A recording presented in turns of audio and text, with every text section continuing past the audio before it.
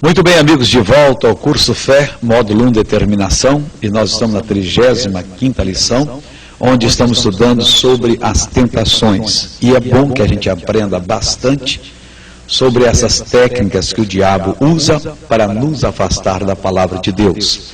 E se nós estivermos cientes das técnicas do diabo e também do que acontece quando uma tentação é recebida e é assumida, e o que acontece após de ter assumido a tentação, nós vamos nós vamos correr delas, nós vamos fazer todo o possível para nos afastar das tentações. E é o que nós devemos fazer, porque tentação, quando ela é assumida, significa a nossa volta para o império das trevas.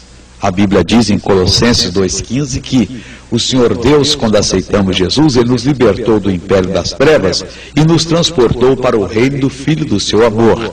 Mas se nós aceitamos a tentação, nós compramos a passagem de volta e nós voltamos para esse império do sofrimento, dos tormentos, da miséria, onde nunca deveríamos ter estado.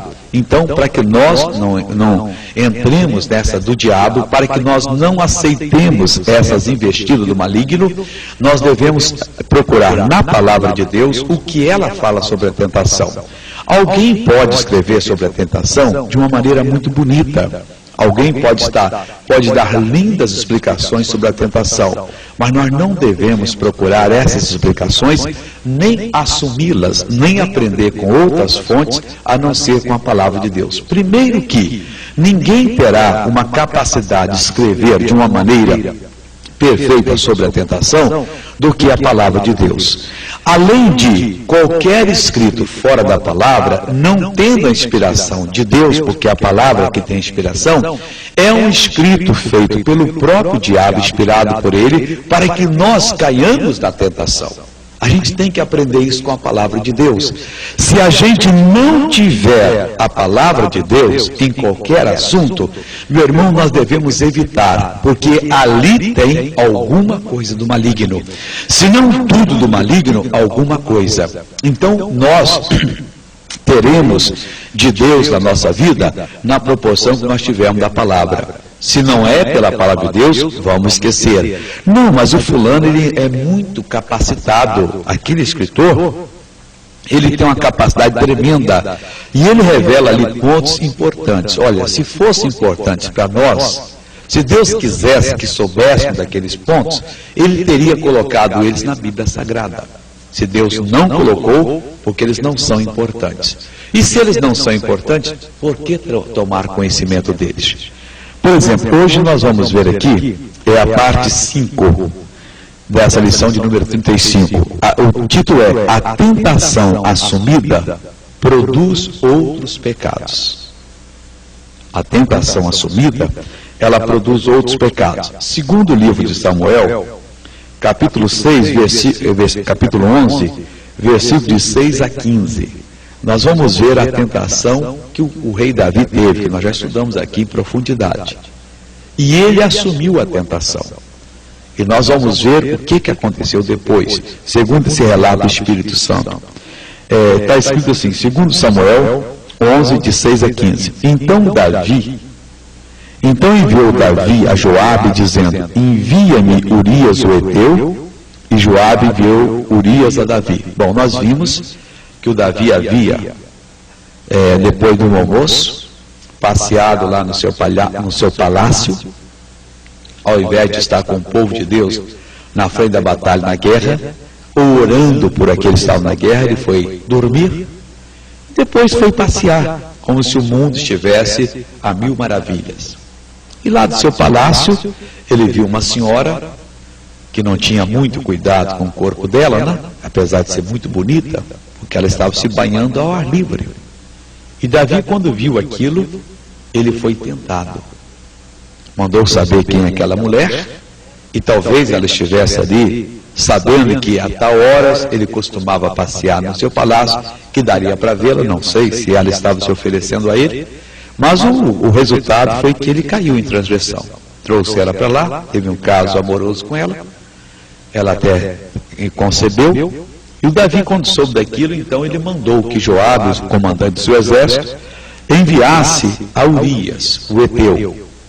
Ele já estava com um propósito satânico no seu coração.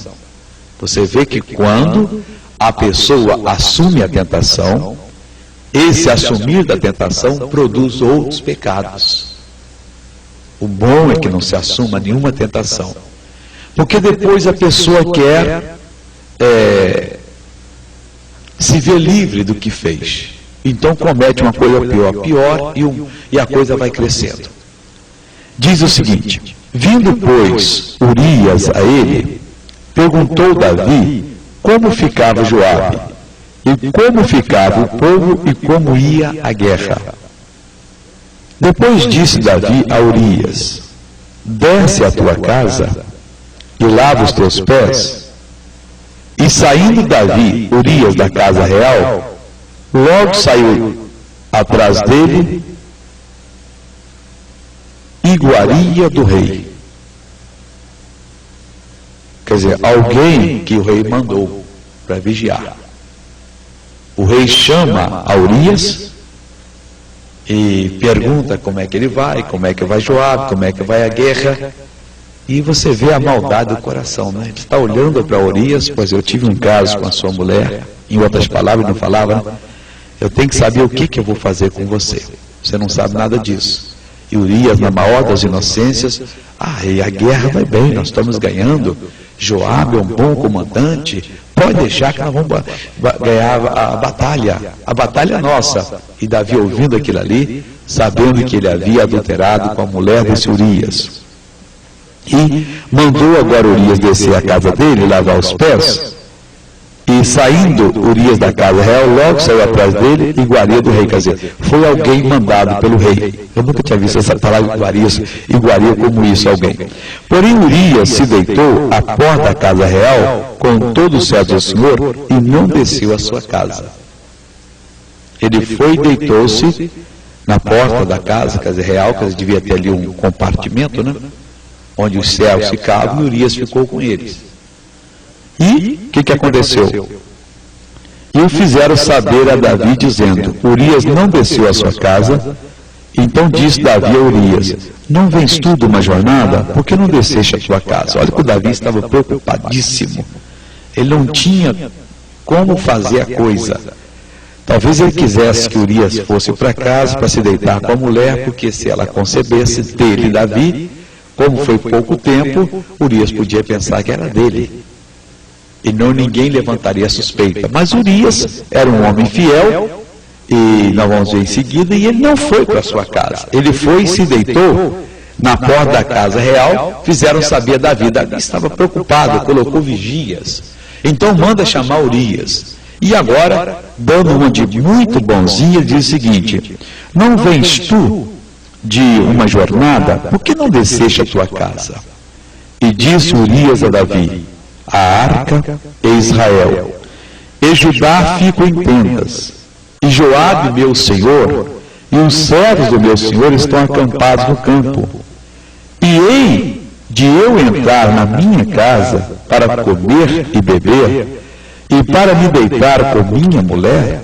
Pela tua vida e pela vida da tua alma, que eu não farei tal coisa. Olha, eu acho que essa resposta de Urias para Davi deve ter queimado a consciência de Davi. Ele deve ter pensado: meu Deus, eu estou diante de um homem mais do que fiel.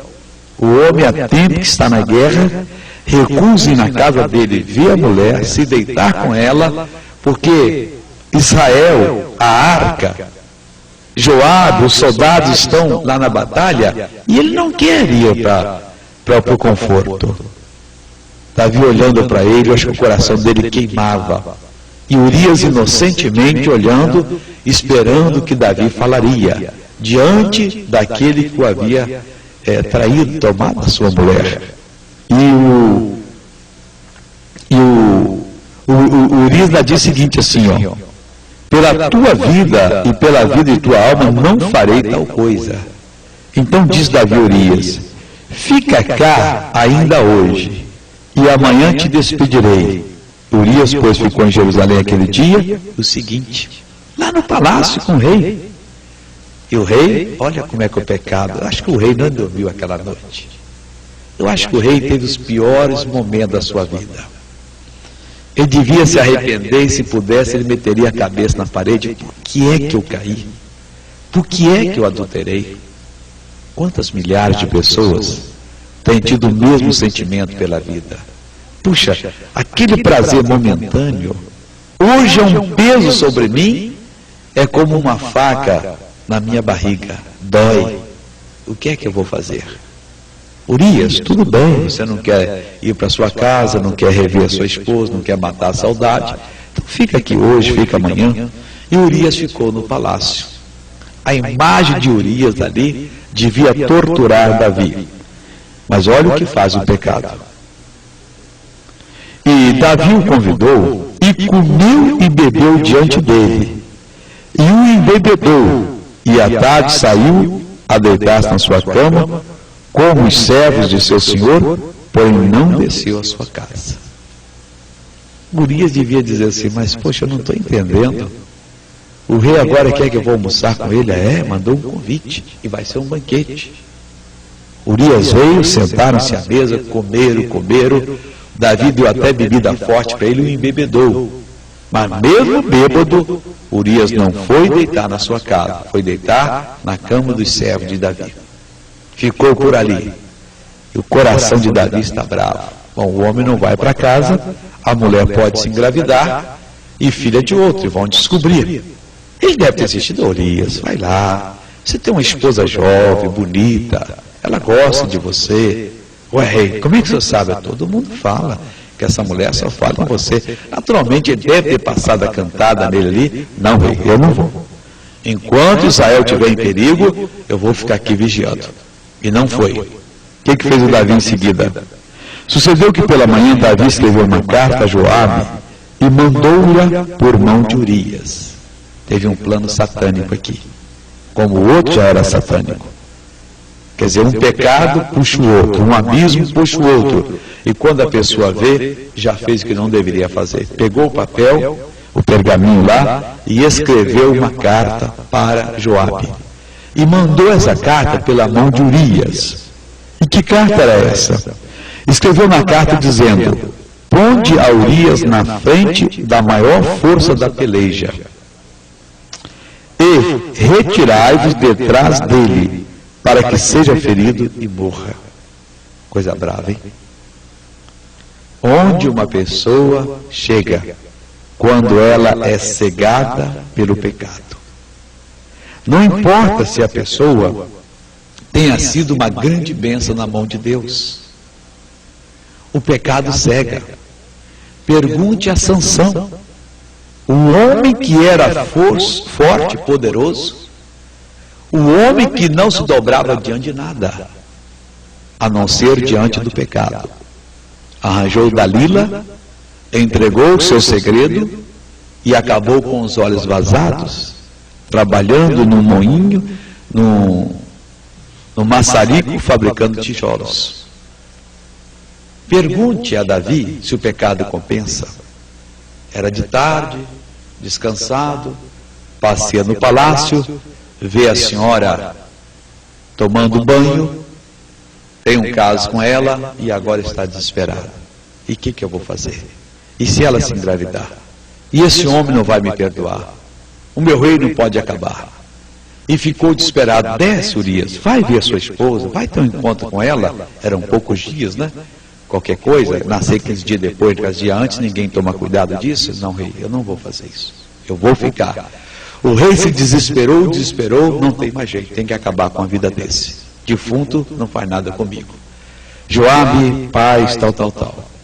Quando chegar aí essa carta, você, por favor, pega Urias e coloca ele na frente da pior batalha que houver.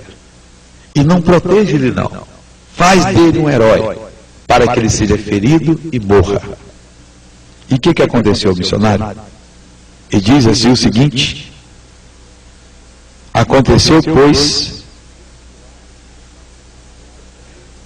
tendo Joabe observado bem a cidade, pôs a Urias no lugar onde sabia que havia homens valentes.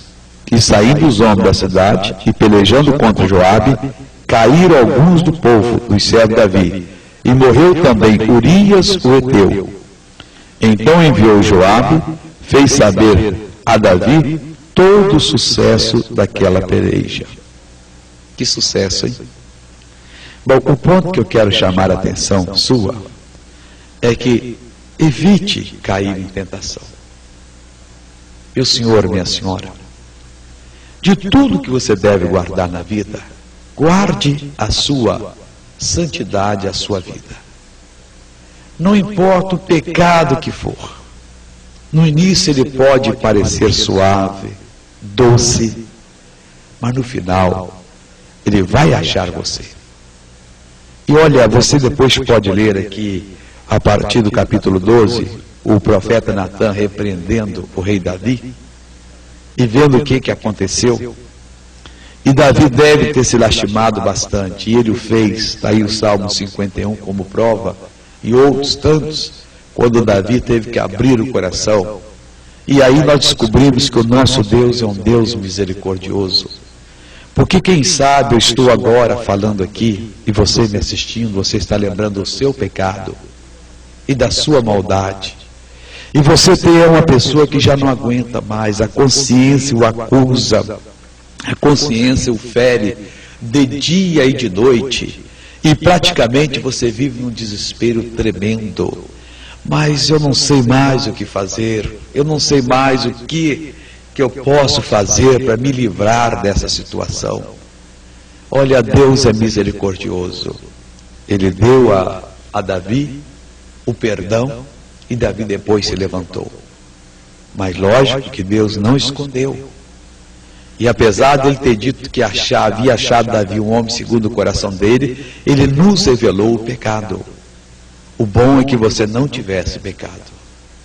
Agora, se você já praticou, suplique o perdão de Deus. Emende-se. E a partir de hoje, comece uma nova caminhada. Uma caminhada sobre a palavra de Deus.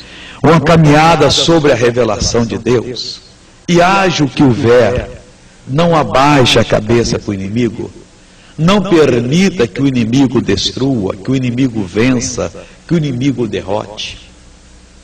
Meu irmão, minha irmã, não compensa servir ao pecado. Compensa servir a Deus. E você pode e deve tornar-se uma bênção. Deus preparou para você a palavra dele para você poder se santificar. Então o título dessa lição foi: a tentação assumida produz outros pecados. Se você não abrir mão do seu pecado, não abrir mão da tentação, dizer: Deus, eu me arrependo, eu não quero, e você assumir essa tentação, você vai pecar. E não é só aquele pecado, começa outro, como talvez já aconteceu na sua vida. Missionário, foi exatamente isso. Eu tenho as mãos sujas, porque um dia eu fiz uma coisa, e para cobrir aquilo eu fiz uma outra maior, e para cobrir aquilo eu fiz uma outra, e hoje eu estou em desespero. Pois hoje Deus está com os braços e as mãos estendidos, dizendo: eu posso lhe dar uma vida nova. É preciso que você venha e Jesus transformará você. Tá bom? Passemos para outra parte, em nome de Jesus.